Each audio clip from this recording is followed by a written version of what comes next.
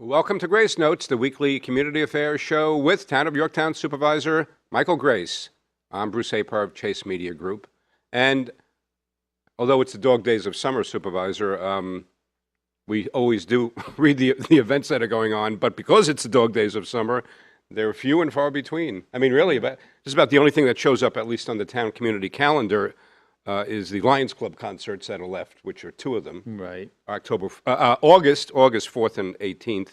And I know, speaking of the dog days, we just were talking about the dog park before we went on the air, but that's a separate show. But I think that's about it really in terms of any kind of significant events, right? Community events going on. Yeah, no, you're right. August. Everybody rolls up the sidewalks. Yeah, slow month. Yeah. Slow Everybody month. goes on vacation.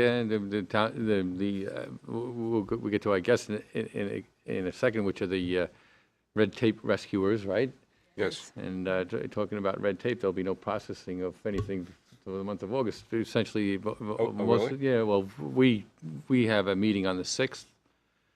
Work session on the 13th, and then we don't reconvene until the first Tuesday in September, which I guess is going to be the 2nd. The town board, so it's about 2 weeks without meetings.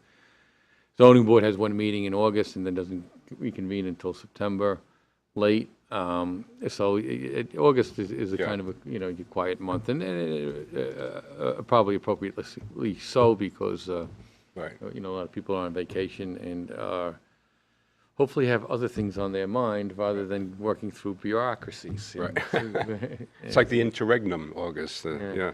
So we do want to welcome your guests. But I do want to mention that okay. What will be one of the things I do plan to put on, at least on the August 6th agenda, is for the town board meeting is to begin the process for the Depot Square project. Right. Yes. And we're looking, we took a hard look at relocation of the highway garage up to the what we call the hill, which is the sewer plant property. On Greenwood. Yes, right. And try to get bring you up to date. Essentially, we have a composting operation up there where we take the dried sludge from the plant. And we have a dedicated pickup truck that sits, a dump truck that sits under the conveyor belt that picks up the dewatered sludge, drives it up to the top of the hill, where it gets then mixed with a wood chipper using heavy equipment and a machine called the Wildcat, which is like probably about 8 to 10, maybe 12-foot rototiller, which then puts the sludge with the wood chips in rows for aerations to get to start to break down, and then there's another piece of equipment which is an aerator, actually blows air into the sludge piles to get the breakdown process started, and then eventually it goes into other rows, and then it gets tilled and turned, and we run a big heavy machine. We have our heaviest piece of equipment, our biggest sized front loader is dedicated to doing that. And then eventually we try to get it into, we try to get it so that the coliform counts are down, so that once the compost, the bacteria has decomposed, it gets shipped out for use for topsoils. Can't be used for planting gardens, vegetable gardens, but it can be used for almost anything else, and it's good for lawns. But the sludge, the compost has to meet certain requirements before it can be used. And there's a whole section of a mound of stored composting. And the last time I think that the compost pile reached standards to be given out was back in 2011, believe it or not. So we're finding out that we're trying to refine the process and retune the process and everything else, and we're finding out that basically we haven't, nobody's come up with the magic formula as to the size of the wood chips or the mulch that has to be added with the sludge in order to get the bacteria down. And what happens is when it rains and the bacteria regrows, and if you cover it, then it doesn't happen. So you can't cover it, you can't not cover it, you're back and forth. Bottom line is we're running an HEMO, heavy equipment machine operator, salary and benefits up there. We're running a dump truck. We're running a Wildcat machine. We're running a big, heavy front-end loader.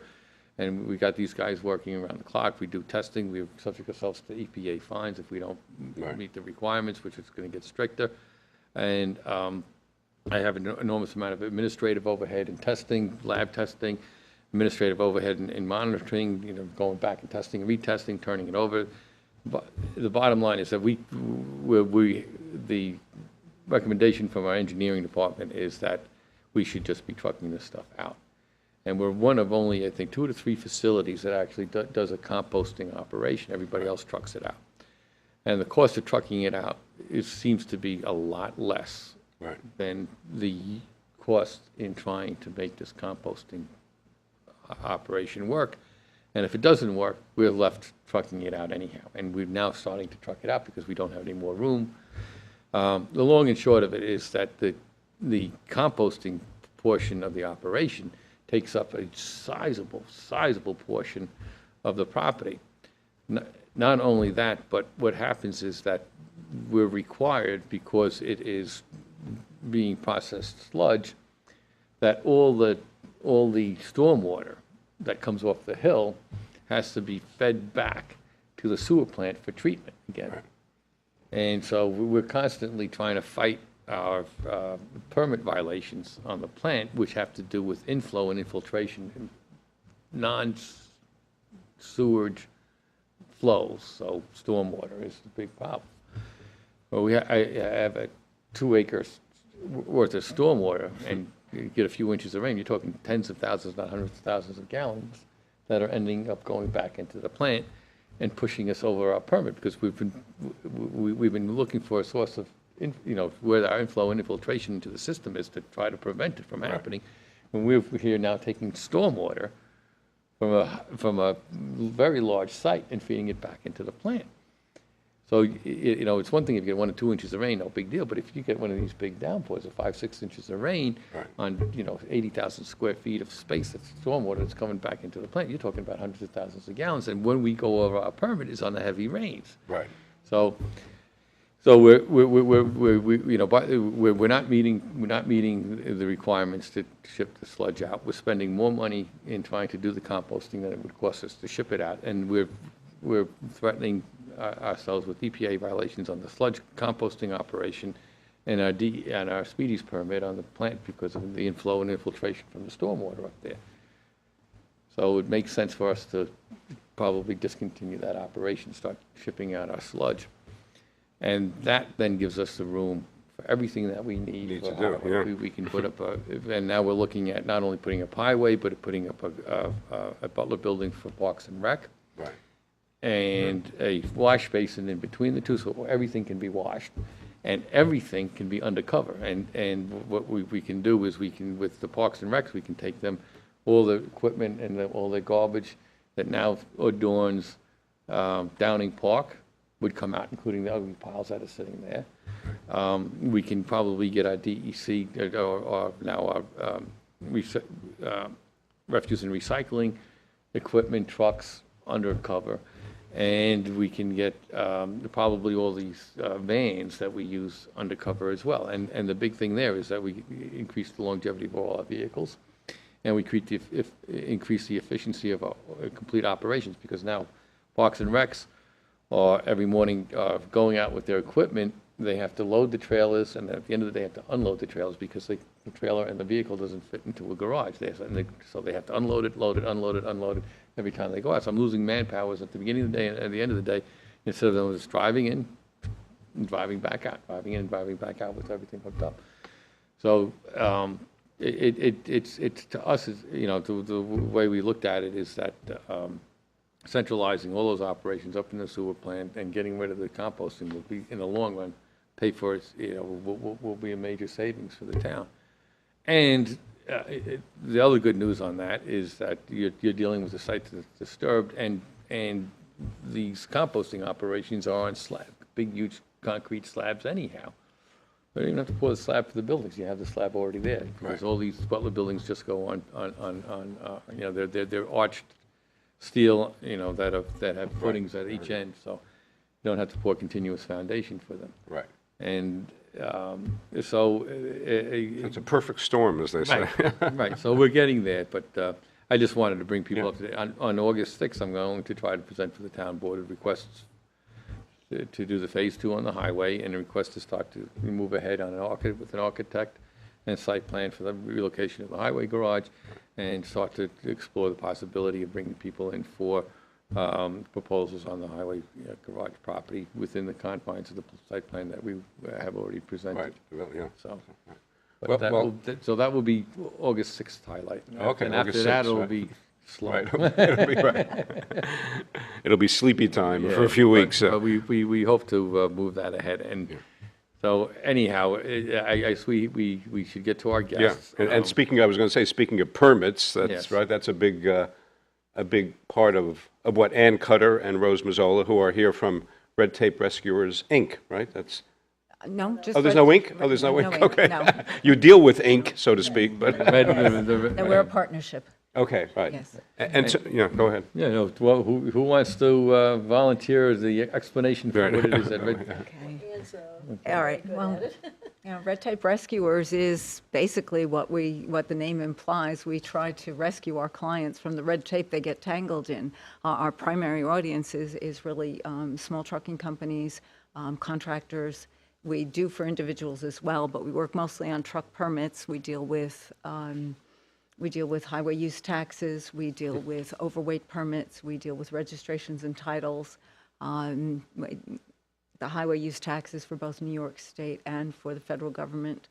We have worked on getting refunds back from people when they've been overpaid. We've helped get them out of trouble when they have been underpaid. We basically say we wait online so you don't have to. Right. We're available off normal business hours so that our clients don't have to lose time from their businesses. It takes time and it means money for these people to have to take time out of the day to go and stand in line at DMV or sit online with the tax department. And we're willing to do that. So, We work more than the normal 9 to 5. Right. absolutely. We're available. I've had people call me on Sunday and holidays if they have a problem, and I'm willing to listen to them because I know. I like the supervisor. Very good. Well, important plug here, very reasonable rates. We take all major credit cards. Yes. And if we can't solve your problem, we don't charge you. Oh, really? Yeah, really not. Yes. Yes. And we Well, the we have gone contingency, huh? we go to Albany Exactly. if we have to. If some things have to be done in Albany itself, like if you had IRP plates, you have to go to Yeah, Albany. you have to, now, you have to explain to us ignoramuses, but, if you, IRP, I Yeah, don't what know. Every Hope it's not what it industry- sounds like. Every specialty has its jargon. Right. So, It's international registration, where you would go to other states. It's Okay. interstate. Oh, interesting. Yeah, so that, in other words, if you had a truck and you wanted to go to Pennsylvania or Connecticut, you really can't unless you have a trip and fuel, they call. Ah, So, or else you want to do a permanent basis, which means that you get plates that are only at one place in New York State, which is Albany. You can get it, you cannot get it anywhere else. What kind of truck does it apply to? It could apply to any truck that's, any commercial any vehicle? commercial vehicle, Huh? yes, Oh, yes. really? I didn't know that. Yeah. So what happens if they're in another state? What will happen? Well, If they don't have the, Or then they'll license? get a ticket, Really? yes. A state trooper or whatever can pull you over and say you're not allowed to travel, and it all relates back to the gasoline taxes. Right. What the highway use tax refers to is how many gallons of fuel you've purchased based on the miles you've traveled in each state and how much tax each state is due on those purchases. And it all gets regulated by Allocated, your yeah. home state. Yes. Right. Yeah, you have to portion, like if you bought all your diesel in New York State and you went to New Jersey, you would get money back because Jersey is cheaper than New York. But Oh, if you went to right. Connecticut, you'd have to pay It's Connecticut. more. You're kidding. Oh, really? And this is I didn't know that. for what type, I mean, is there a certain type of registered vehicle that this applies to? Well, it's your trucks with the IRP plates, which is your interstate plates. Yeah, are you talking about semis or something right. smaller No, than you could do a semis, or dump truck too. boxes? You could do a dump truck, yes. It's You could do a basically, as Bruce said, triaxle. it's a commercial Most of the vehicle. time. Right. And commercial vehicle is described a certain way, and the Right. US DOT regulations. New York State has adopted them with a couple of exceptions. Is it gross vehicle weight that it goes by, or is it? It's axle, it's the number of axles, it's the vehicle weight, it's the use as well. And we've solved a lot of problems with people, and We enjoy it. I enjoy when I find it, when I can solve a problem for a person. Absolutely. So I was thinking a lot of them don't even know that this exists, right? They don't even know that they have to do this. Another shameless plug. Is We that put together a compliance compliance manual? Oh, manual, wow. and it has the U.S. regulations in it, what's required, what you need to be looking for if you're having to do an inspection, you know, those flashing lights are going on the side of the road and you have to pull over at the way Right. station, what you have to know, what has to be in your truck, what your driver has to be able to tell them. And then we've got New York State, we've got Connecticut, we've got Rockland County, Westchester County, and we've got New York City. New York City has, over and above what New York State regulates, New York City has added rules as well.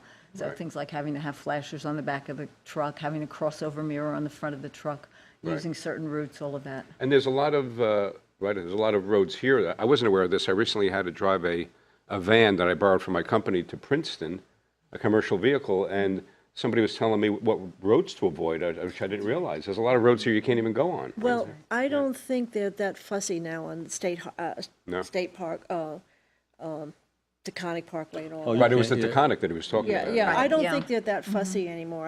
I've asked a few times. and Right. I think if you have certain windows, but Right. I've seen big trucks, pretty good-sized trucks. On the Taconic? On the Yeah. Taconic, and Right. they haven't stopped them. Right. But, But it is still against the law. yeah, but, Right. again. My understanding is commercially It's- registered it's what vehicle the- can't, if you it's s- just passenger car vehicle. Yeah, if a state trooper allows you to do it, you know, at one time you weren't supposed to have any writing on your truck. Now, I have writing on my truck. I have our advertisement on my car. So no one stopped me yet. Well, you'll know what to do or say when Yes, they I do. I'll just take the thing. The magnet off, Magnet right? off. So what does the writing say? Don't stop me? Is that? No, I said, we help you. I guess it works. And you're based in Yorktown? Yes, we are. We're in the Bear Mountain Triangle area. And how new or old is the company? We've been working together since 2011. Yeah, I was, and I thank God that Ann said to me, would you have like a partner? And I said, yes, I would like a partner. And she's very, very efficient, and she knows a lot about government. I'm mostly the truckers. I know truckers, and I know a lot of construction. I've always been with construction, and so Right. I know a lot about Oh. that. Yeah. And Rose has worked with car dealers, with the unions, with the construction companies for Yes. more than 30 years. Yes, And yes. I know all the union stuff, and I know all the Oh, wow. truckers. Yes. That's valuable. That's done Yes, the it is. permits, she's done all At the one time, I knew bureaucracy, every yes. rate in Westchester County. So in my experience is the other side of the house. My Yeah. experience is the government Government, agencies right. Like, and trying to work through the bureaucracy for the people that the agencies are supposed to be serving. Right. So I think it's a good fit. We enjoy working Yeah. together.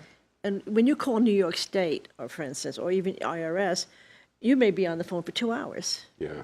And Just waiting for your body to Yes. answer the phone call. Right, exactly, exactly. Yeah. And then you find out that you've called the wrong number, so you have to call somebody else. right? Or they Yeah. disconnect. Right, yes. And so we save we save the clients a lot of time. We do. Where do you get your clients from? I mean, is it, Well, I right mean, is now, it we word of just- mouth? And I guess, Yeah. you know, It we're is. very, We're very proud of selective, that. It yeah. has been word of mouth all Yes. along. We haven't, Yes. we haven't really gone out and done much to try and bring in extra clients. We're growing, but it's word of mouth, and we're Yeah. very proud of that. Satisfied clients refer us to their friends, tell us about somebody who's having a problem they know about that we can go out and I help. have Right. we have several clients from Yorktown. We're all over. I have a lot from Yonkers. We have a lot from Yonkers. It's a real kind of a niche business. Yeah, it's hard. It is. It's hard to, it's hard to explain what you do. So you can't really advertise that well. Well, I love the name. I mean, Yeah, that's a great name, yeah. And we should mention that the website is redtaperescuers.com, so anybody can Yeah, go we're there. going to have some of our clients that have got brand new trucks on. They want to show us their trucks. So, Good. and we have. It's very nice. I found that most of the truckers are really wonderful guys, and they want our help, and we're willing to help them. And it's a good company. Do you deal with licensures in just New York State or? Well, we could go to Connecticut because it isn't that involved. Yeah. And it's just a matter of us getting the right forms, which it's very easy. Exactly. I'm always on the internet. Ann is always on the internet. And we do all the paperwork. We do all the 903s, which is your highway use tax, which is we do things, Yeah, explain, now the highway, this is what you were talking about, there's this on the. Yes. Just for my, I want to be educated, just for well, my sake, explain the 903. every truck is based on the weight of the truck. There's two ways of doing it. You can do the gross weight, or you can do the unladen weight. What I do is I try to figure which is cheapest for the trucker. Oh, gross, is it, the difference between gross and unladen is gross is with its filled or with its? Yes, its- yes. its You can do it either trucking way. capacity? Yes, so you can do it both ways. And I always do, with the semi, it's better to do it with let's see, I'm trying to think right now before I say something. I think it's with the gross weight. It's cheaper. So what I try to do is find out what's best for the Yeah, client. so now, and the tax is based upon what? The weight of the truck. Actual weight, but The weight of fuel the truck. consumption? No, the weight of the truck. Okay, and then what's the fuel, is that a fuel? The consumption? the multiplier is based on the weight of the truck. The actual tax is based on the number of miles you've gone, how many gallons of fuel you've purchased. Yes. So I'm driving from here to California in a semi. But you cannot drive unless you got proportion plates. Okay, well, What? well, you cannot just got it for him. Right, yeah, right. So You've now got to I'm- have your now I'm portion driving plates, to right? California. Okay, so what you would do is you would go to you would keep a record of you would have to have a log, and you would keep a record of every miles you put on every state, and the diesel that you bought. And where I bought it?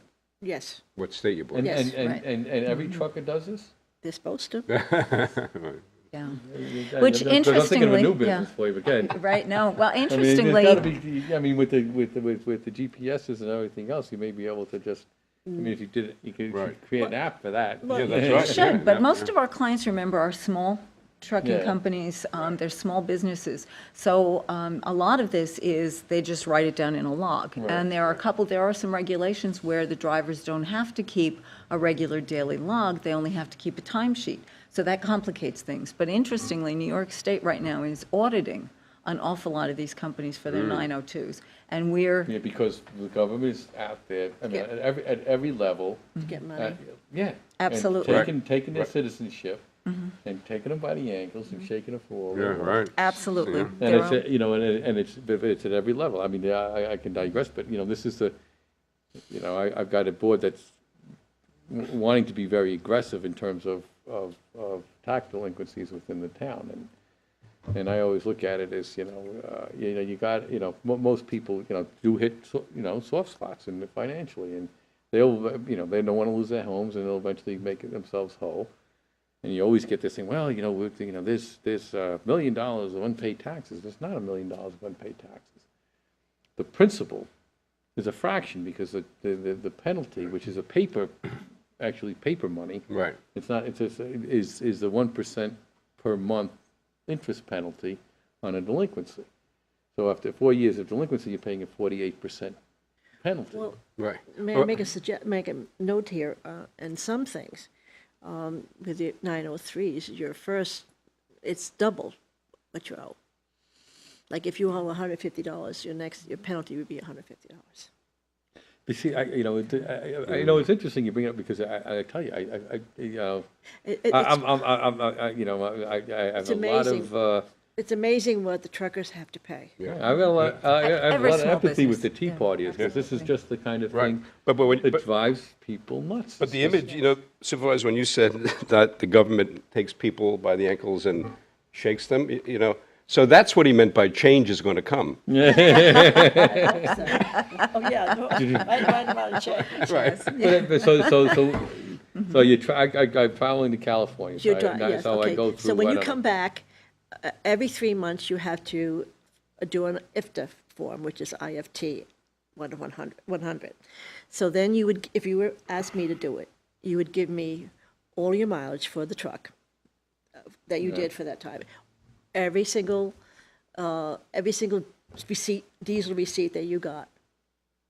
And I would add all your diesel receipts, and then get the average mile that you use. In other Average words, mile that, yeah, most truckers only get about 3 or 4 miles to a gallon. oh, okay. Okay. Really? 3 or 4 miles? Wow.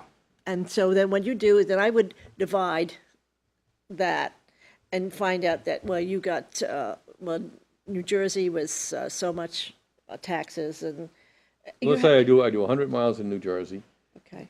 And so So, now, you say your truck got 4 miles per gallon, so 25 gallons, you have to pay taxes on 25 gallons. Whether you bought the gas in New Whether Jersey, you the bought it in- diesel in now, New if you- Jersey or New York or so Delaware. the truckers got to. But you drove through, You guys got to get this stuff out. This is Yes, great and stuff. it is, it's fascinating. So yeah. I drive through, for the privilege of driving through New Jersey and burning 25 gallons worth of gas in their state, I got to pay a tax. Yes, yes. Wow.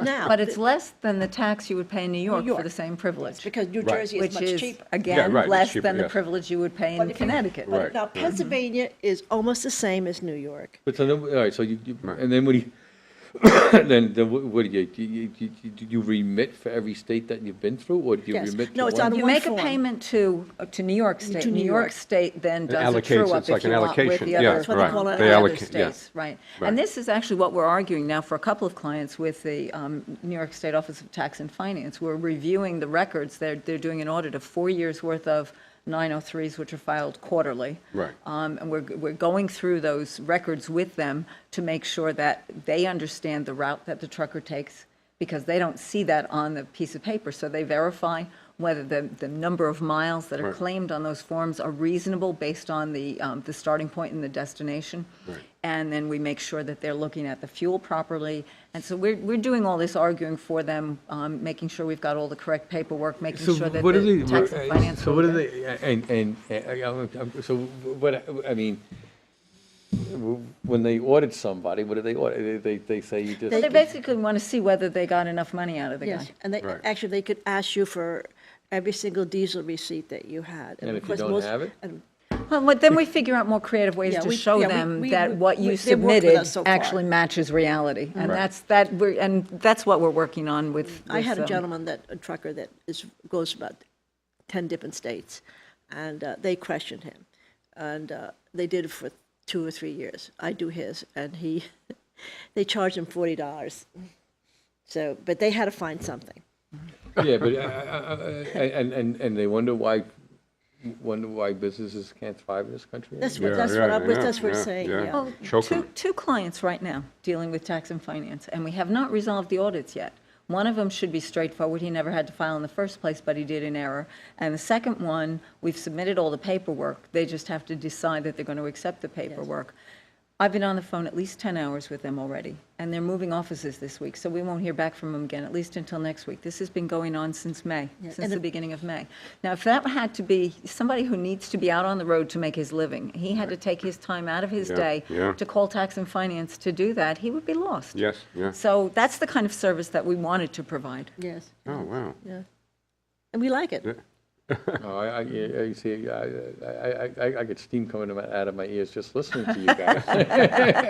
But but it's, I mean, look, I'm a small business, a law firm, and the amount of red tape that you have to deal with hiring somebody. Yes.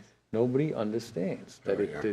the amount of administrative time and the filings and the this and the that and the expense. You want to know why unemployment's so high, and because you can't afford Afford, to yeah, hire right. people. You really can't. Yeah. Right, and we don't charge that much, that it's, and if I feel that like if I have a soft spot, it's like we had someone whose wife died, well, I just couldn't charge him anything. I mean, his wife, he's had enough problems, and now he's back and he's very happy, so he's one of the ones that we're doing the audit for, and Yeah, I think it's great, but I'm more incensed at the board principle of just this constant, the government Right. knowing every little bit about your business. Oh, and, absolutely. you That's know, right. and every Well, we little, had a- and it's all about getting money out of you, and then and their satisfaction that they actually got enough out of you. That's right. Right, yeah. That's You right. know, it's not that they just get it out of you, then you got this whole bureaucracy that threatens you every time for penalties and this, that, and the other Right, thing. yes. It's like I always tell her, I'd rather deal with the mob than the government, Yeah, because I think the mob's much more reasonable. absolutely, I know them all. Well, So, that's for another conversation. right. Yeah, no, we've talked mostly about truckers, but we've done this for individuals as well. I don't know whether you've ever had occasion to try and register something like a homemade trailer. Yeah, Homemade trailer is a nightmare to get registered. Really? Because you don't have a manufacturer's VIN number. You don't have any of that information that comes from the manufacturer to Right. satisfy all the little squares on their forms the DMV wants filled in. And Rose, I have to say, Rose is very good at that. I She's had good at to- ways. Really? I got a barn find with my 40, I have a 40 Chevy pickup truck, which was a barn find. It was last driven in 1950 with 12,000 miles on it, but I mean, I pulled it out of this barn by Lake Ontario, got it back down here, maybe 7, 8 years later, if I had finally restored it. The only thing I didn't think to get when I took the car out of the barn was, I think the registration was but the person that owned it died. So there was an estate, so now I was thinking, do I have to track down the legatees in the estate to find out, and get the exact, find out? It got, get crazy, but I guess, what ended up happening is that they then wanted the block number.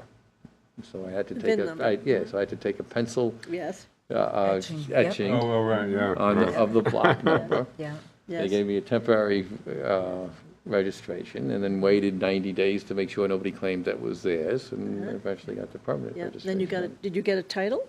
Yeah, but it's a 1940, so they wouldn't give you, they don't give you a title. Was it In 1973 1973. 1974. was the cutoff? 1973 was is the the cutoff, first yeah. year that they had titles. Yeah, and we just had to do that for another client who asked us to help him register an ATV because he wants to sell it. Right. And he bought it from somebody who didn't have any paperwork. It's been through several hands, several sets of hands. Well, as long as you're and we not did- laundering stolen stuff there. There we go.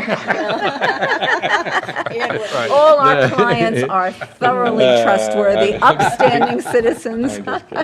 Now, and we had to go through a lot of that. We had to do several iterations of, the attestations that it was purchased without documentation, that it was purchased from this guy, then this guy signed it, then this guy.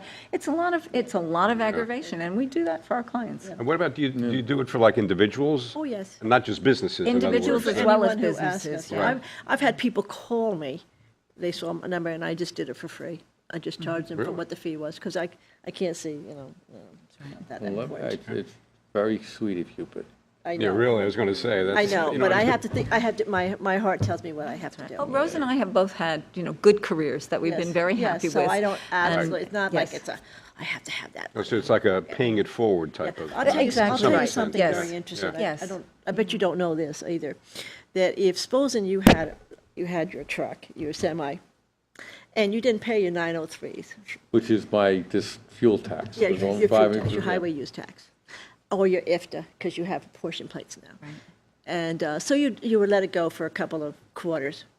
The state trooper can check it out and pull you right off the road, and you can, and they'll take your plates right off. What? Yes, yep. Yes, I've had Completely people stop do you it. from being able to do business. I've had Yeah. them do it. Really? I can tell you a funny story. I shouldn't. Years ago, I went to a wedding in New Jersey. I was going to my summer house, and I had an old Pontiac GTO convertible, but one of the headlights were out. And I had a designated driver because I was at the wedding, so he drove, but one of the low beams were out. But if you put the high beams on, everything went on.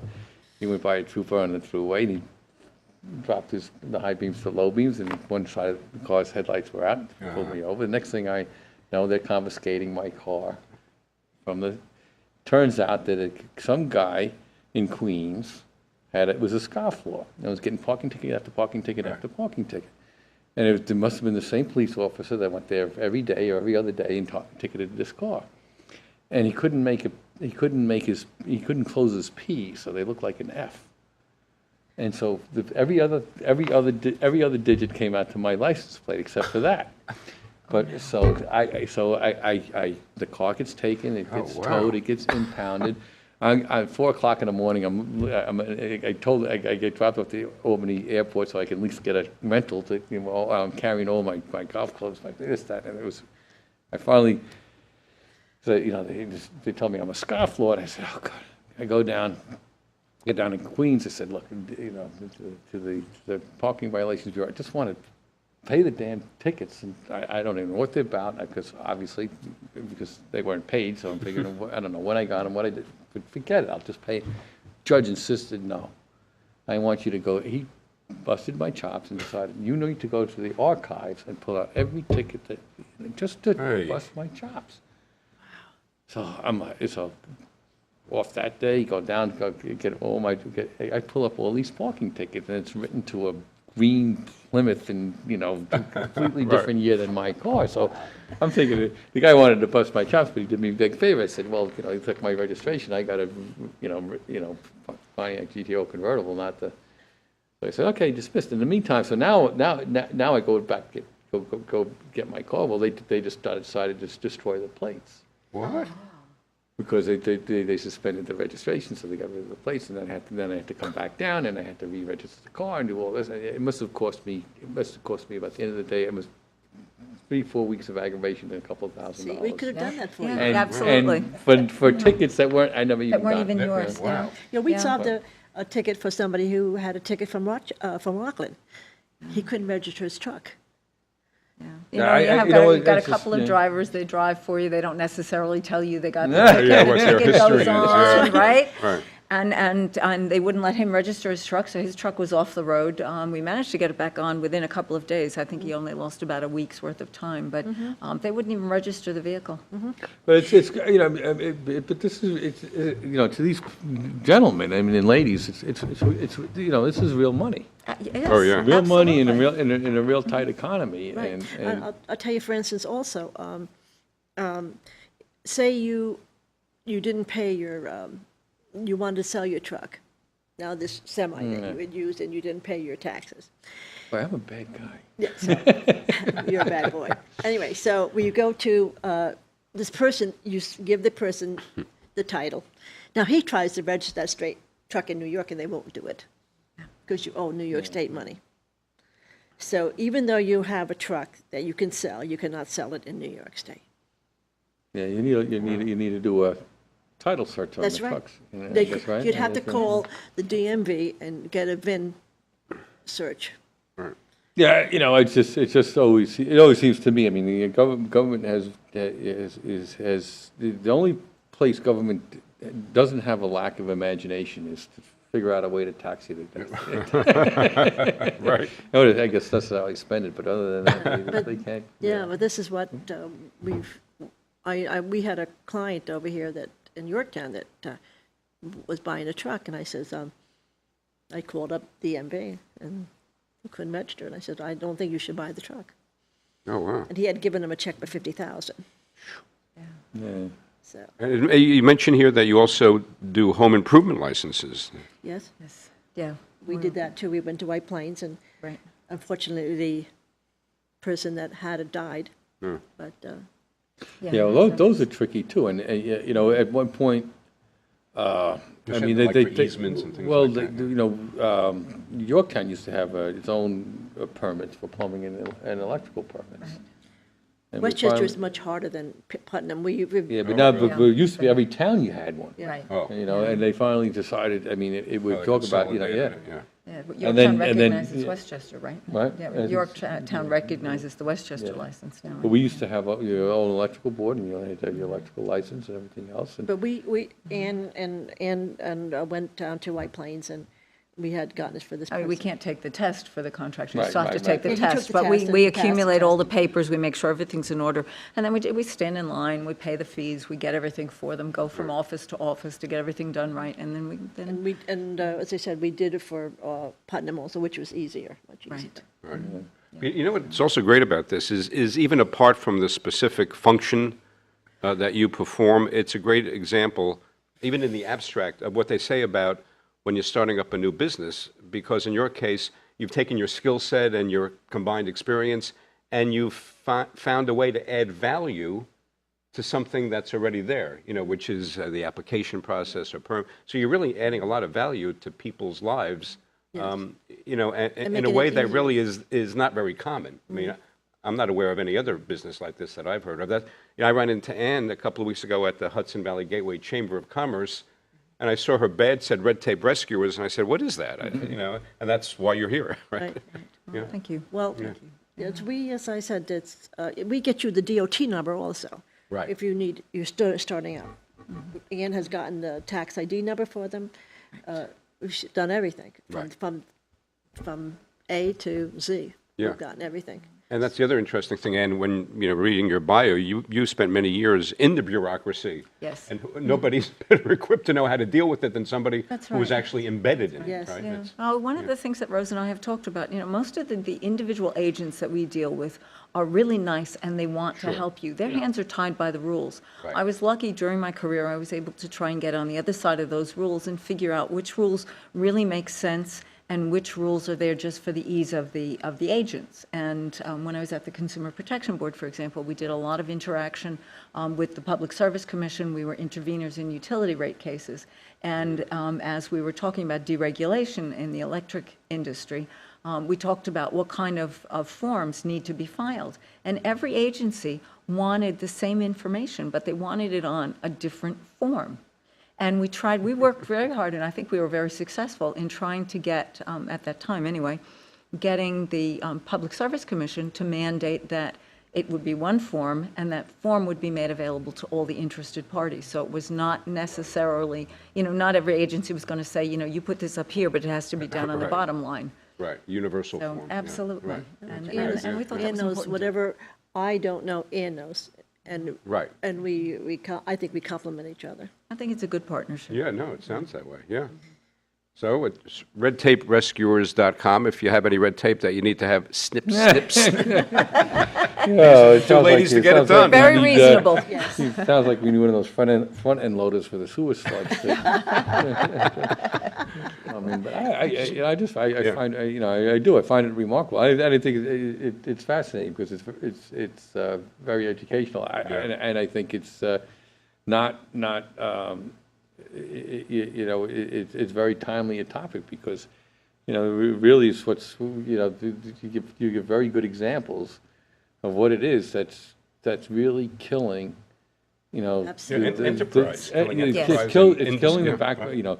it is, and, it sounds cliche, as everyone says, small business is the backbone of the economy, but they are. And Oh, yeah, absolutely. and the Truckers- bottom line is, The truckers is without the truckers, we'd have no food on our table. and, Yeah, right, and it adds to everybody's bottom line. I mean, just to get, things from point A to point B, and if you're trucking it, if it's costing this money, I mean, the thing is that, we don't understand that but by, having a lot of bureaucracy and a lot of red tape on, even that segment, it adds to the cost of everybody's else, Yeah, and being people able to don't- live and do business and everything, and They it's don't not realize that insignificant. a trucker has to pay highway, federal use tax too, Right. which a lot of people don't know. Yeah. Right. And if your truck is over 55,000 pounds, you have to pay. No, but I mean, by the end of the day, and it's just, you're talking about a little niche, a little sliver of what is, Right. is. Huge nightmare. Huge, yes, yeah, right. And they have a new thing now with, when you're interstate, you have to pay $76 a truck. It can go up to $2,000 if you have a large trucking company. Yeah. They're asking for that now too. That's why, that's that's why people are going, either, that either you force everyone into a big business, you have to be a big conglomerate in order to just, I mean, there are two ladies that are doing the administrative work that a single driver would be buried in and unable right. to work if to comply with the, so it forces, this too big to fail Right. notion is that they want the too big to fail because it's only the large can absorb the costs of Right. regulatory compliance and still function profitably. Right, yeah, that's The- right. And the little guy can't take out, a day, 2, a week, a year, and deal with the regulatory compliance and still run a business. Right. And God forbid, he runs afoul of the regulatory compliance. The next thing is he's got his whole business being confiscated off the side of the road, literally. Yeah. Right.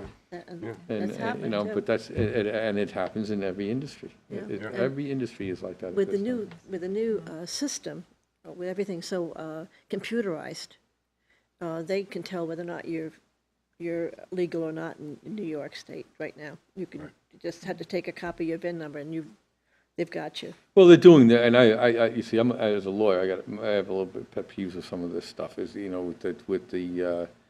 with the camera tickets, camera speeding tickets, Yeah. camera.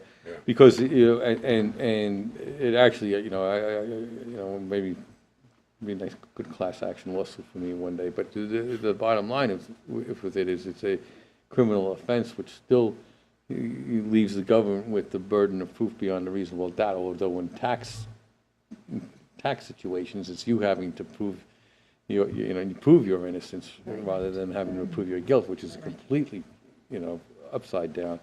But I imagine it's the same thing with the audits. I mean, the tax is going to come back and say, this is what we want, and you got to prove otherwise that we're wrong. That's right. Right.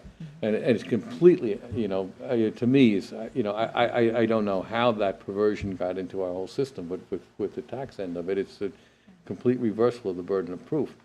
But with these other things, it just becomes the same thing. What they do is they can't eventually, you know, they can't affect your freedoms because, you know, there are some standards for criminal prosecution still left in this country. But what they do is then they attack your registration, or they attack your property. And the thing is that, you know, to me, you know, you get into these constitutional issues as to whether or not they, you know, this is just, it's pure revenue raising. It has nothing to do with, the nature of the offense. And the same comes with the parking tickets. You park, and then you have to pay within 10 days, and if you don't pay within 10 days, then you go into penalty phases. And by the time you're done for a small parking ticket, your financial burden to pay it is enormous. Yeah. Right. And it's got no proportion to the offense or to the deterrent that they're trying to. Well, I'll give you, for instance, we had a person that I had done an IFTA 100 for it, saying that he no longer had proportion plates. So Meaning he didn't he drive interstate he doesn't need anymore. to do it anymore. So he gets a letter from New York State saying he owes $750. I sent him a letter saying that he no longer had portion plates. He hasn't had them for a year. Well, I had to call him up. Well, we'll pay this time, and we'll let it go through for $50 Right. for not sending your form in. Yeah, yep. Yeah, it's like, you know, I'm telling you, the mob's more reasonable than the government. Absolutely. In contrast, when I lived in France, the French had a system. They have a presidential election every 7 years. Right. Once you hit that period of presidential election, they forgive all your parking tickets, all your speeding tickets, everything for the period of the previous presidency. So you can have, you know, hundreds and hundreds, it was at that time francs, of parking tickets in the city of Paris so that they wouldn't let you back into the country because you owed so much money. But if they have a presidential election, the slate is wiped clean. Nothing on the record anymore. Why is that? I don't know. And the French are the ones who I think are really strict about guilty until proven innocent. Of course, if you don't pay the mob, you won't have any more There you problems. go. You won't be dealing with them again. You know, Are they in Paris too? seeking forgiveness from the mob is probably a lot easier than from the. I really think the country has kind of gotten screwy this way, though. I mean, they drive you out of business, This is what, and they drive you into poverty. They Yes. don't care. Yeah. It's right. just now you'll be this, you know, now you'll be on their dole, and we'll just go after the next guy to pay for you on the dole. well, That's right. It's really, you know, we do it locally, and you know, an analogous thing is, Westchester County has this big push from the federal government to affordable housing. They turn around, when we foreclose on the houses up here, Westchester County comes to me and says, we want the list of houses you foreclosed on. I said, why? Because we're going to take them and put them in an affordable housing program. So I said, I'm thinking of the lady, I said, they need to be in an echo chamber just to hear what they're saying. Yeah. You're telling me, I'm going to take this person out of the house that they couldn't afford to pay the taxes on, and displace them. I mean, you're not going to do anything to help them. You'll displace them in order to give to somebody else that can afford to pay, do. yeah, You know, right, it's yeah. sort of like, you know, it's. Right. Why don't you just have an affordable housing program where you leave the people in there and give them some aid instead of displacing Right. them and putting somebody else in there? And Right. Yeah. it's just, you know, and then, you know, the idea of taking advantage of somebody's, you know, hardship, Right. you know, in order to dole it out to somebody else that happens to be on, you know, this list rather than on that list. Yeah. And it's, we really kind of, you know, it's, well, I guess, you know, Do that's a why clean you sweep. could. We have to do a lot of sweeping. Right. Yeah, I guess that, you know, and hopefully that's why you know, Yeah. you get involved to make change, but. you know. No. Well, and we want to We're wish here to best help. of luck. We're here to help whatever company that needs us, whether or not Or it be an individuals. individual or. Absolutely. Yeah. Thank you very No, much. thank for you. Thank having you, us. it's fascinating. It Ann really Kutter is, and Rose Mazzola of redtaperescuers.com. There you can go to the website and find out all about it. And yeah, good luck. It's a great Fascinating. service. Thank you very much. And you And have thank been you for having watching, no, you bet. Thank you. You have been watching Grace Notes with Town of Yorktown Supervisor Michael Grace. I'm Bruce Apar of Chase Media Group. Be sure to watch us next time and every time because Yorktown is your town. Thank you. Yeah, it's, you know.